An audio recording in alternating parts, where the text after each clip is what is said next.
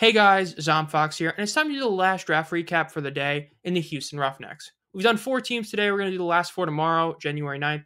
So be on the lookout for that.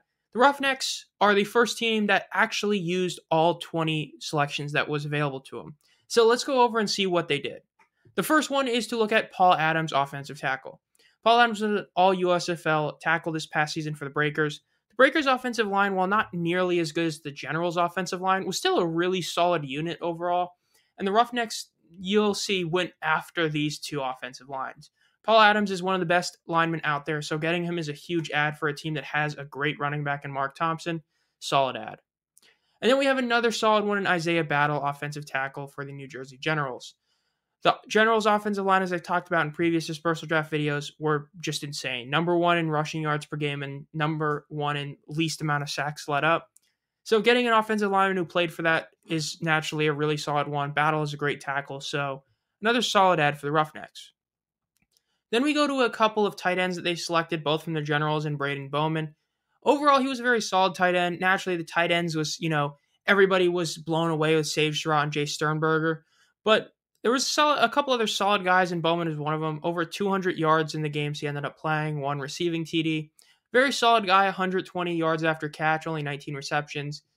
And then to go with Woody Brandom is another one. Brandom was not nearly as much used in the receiving game, only 50 yards on 4 receptions. But the fact is, you're getting a couple tight ends, as you'll pretty much see in the draft. It's very obvious the Roughnecks want to be a heavily defensive style team with, a great trenches, because they do have a head coach that can pretty much make any receiver into a really good player, as we saw last year. So they made a lot of choices that either bolster up the defense or help the running game. And then we have a huge boost to the defense in Reuben Foster. Reuben Foster was not an all USFL linebacker, and the fact is he wasn't even close, but that's just because you had like 3 unbelievable guys this past season. But Foster was still great. The former first-round pick was in the NFL was incredible this past season with 53 tackles. He only did have half a sack and 1 forced fumble, but he was still a really solid player as he was playing with Keava Tizino. So a lot of his opportunities to make tackles or make plays were taken by Tizino, who was arguably the best linebacker this past season. Pretty much the second best aside from Ginda. So overall, really solid pick for the Roughnecks. Foster is a huge upgrade at their linebacking spot as to go with the other linebacker they already have, so really solid. Then we have Shamarius Gilmore, offensive guard of the Stars. Shamarius was pretty much the best offensive lineman on the Stars. The Stars really were pretty terrible, all things considered, on their O-line. But they did get one of the best guys on that offensive line. So it's always a nice add to the O-line. As I've said before, it's the strength of a team. Solid add. Then we get to one of the very few skill guys they drafted in Cyril Grayson. He's played in the NFL before. He only had a couple targets this past season with the Stars. Give him a full offseason, a full time to actually be with the team. I would imagine that, considering the fact that this is a Curtis Johnson-led Roughnecks team, we're going to see Grayson a lot this next season, and he's going to be a big deal. Or else I don't really think they would have drafted him. Maybe I'm just thinking a lot too much into this, but we'll see. Then we have a big one, Isaiah Henne. One of the best players available in either draft was Henne. The fact is, he was an all-USFL punt returner, as he was by far the best, number 1 in both yards and average, while still being a top-tier receiver, top 10 in receiving yards, tied for second in yards after catch, tied for 9th in receiving touchdowns, and 5th in receptions. Dude was a monster. Nearly 500 yards receiving, had over 300 yards after catch. 10 yards per catch is incredible. The fact is, he had a really, really, really solid season this past year. So the fact is that this guy is a huge add for this team. He's a huge add on the skill position group to go with their already great receiving core they have, as well as be great for the special teams. Now we get to the start of the unit the Roughnecks mostly improved, the D-line. Starting with Reggie Howard Jr. Reggie Howard Jr. had 1.5 sacks this past year. He wasn't insane by any means this past year, just a really solid run stopper. But this is just the start of the Roughnecks D-line, as not only did they add Chris Odom in the offseason and get him back, but they added Howard and a couple other guys we'll get to later. Now we're going to look at Ryan Izzo, another tight end they drafted, only 23 receiving yards. Didn't have as big an impact as a lot of people expected him to, but he still is another, tight end, could be great for the run blocking that they're getting. It's very evident they want to try and, getting all these tight ends, see how many of them end up staying on the roster, we'll see. But I'm not surprised they drafted this many tight ends to add to the team. So here's another massive one in the trenches. Toby Johnson, defensive tackle. Now, he didn't want to be drafted. They drafted him. He's on the team now. 3.5 sacks, 4 TFLs, 42 tackles, really solid amount. But the big thing is he was an all USFL defensive tackle. The fact is, while I still question if he deserved it over a certain other guy we'll get to, the fact is this is an all USFL top tier defensive tackle across both the USFL and XFL, and the Roughnecks getting him is a huge addition to their team. Then we get to Jack Kramer, offensive guard from the Breakers, another Breakers offensive lineman.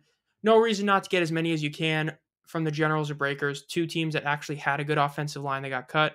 Not a shock at all they drafted him. Just a solid ad. Then we have Robert Myers, another offensive lineman from the Generals. Again, not a shocker. Generals, best O-line in pretty much just all of spring football.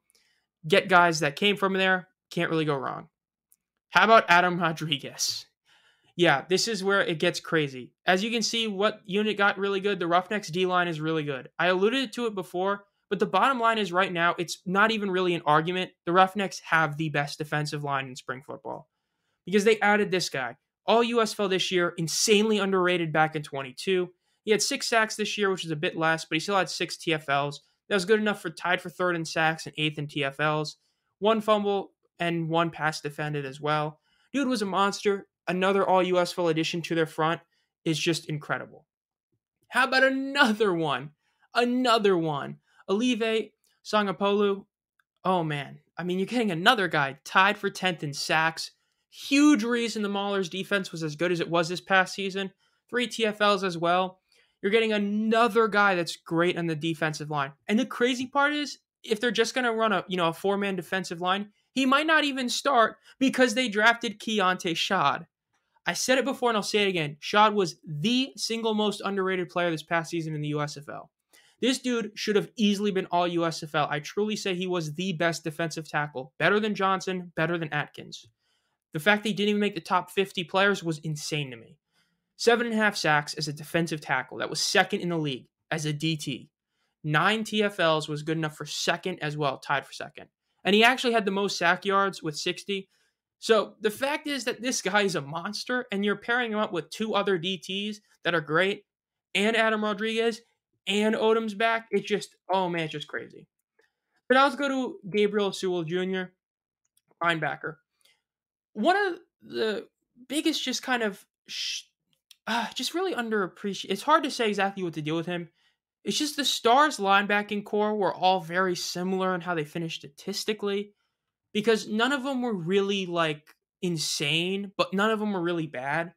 And he's pretty much the epitome of that. You have 30 solo tackles and 30 assisted tackles, 1 TFL, 1 recovered fumble, 1 pass defended. Just a solid linebacker to add to a team. A guy that, it's not like it's, a needle mover type of move, but this is a move that just helps your baseline. So I think it's a solid one. Then Marcus Tatum, another Breakers offensive lineman. Really nothing to say here, just another offensive lineman the Breakers got. But how about another DT and Ethan Westbrooks? Ethan Westbrooks is the reigning Sportsman of the Year award winner for the USFL. He signed with the Generals in the offseason. Let me just say this as a Panthers fan, this guy probably will not be a legit starter on this team, barring he has some insane, training camp and all that. He is going to be a depth piece for this D-line, but that's not necessarily a bad thing. 2 TFLs and 2 sacks are still solid. And the fact that you're adding this type of guy to your defense, which you already added those other great defensive tackles, is insane. The fact is he's going to be a great depth piece for him. Really solid ad. And then the last guy to look at is Bryson Young of the New Jersey Generals. When you think of the Generals, you think of Chris Orr for the linebackers, but Bryson Young was also there, 1.5 sacks. A forced fumble, 29 tackles, 3 TFLs. Dude was a really solid guy. It's just on the Generals defense, he went very underappreciated. This is definitely one of those savvy type of moves. Him and Sewell both should help the defense. And the bottom line is the Roughnecks front 7 is going to be really scary, but especially their D-line. Because that's pretty much what the end is for the Roughnecks. The Roughnecks very clearly wanted to focus in on just everything, really. They drafted 20 players, and I think that they understood the best what the idea of this draft was. Get a feel for who you're going to get, and just kind of look at who you have heading up to the Super Dispersal draft.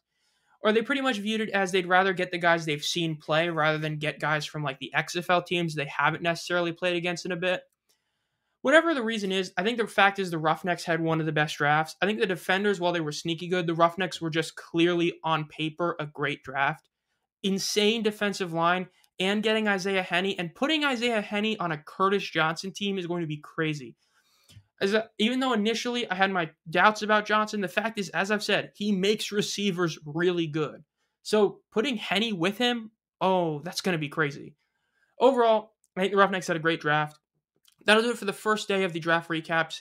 Tomorrow we'll have 4 other teams: the St. Louis Battlehawks, the Michigan Panthers, the Memphis Showboats, as well as the San Antonio Brahmas are all tomorrow, January 9th. Make sure to subscribe and hit the bell to be notified when those are uploaded. And as always, have a great night.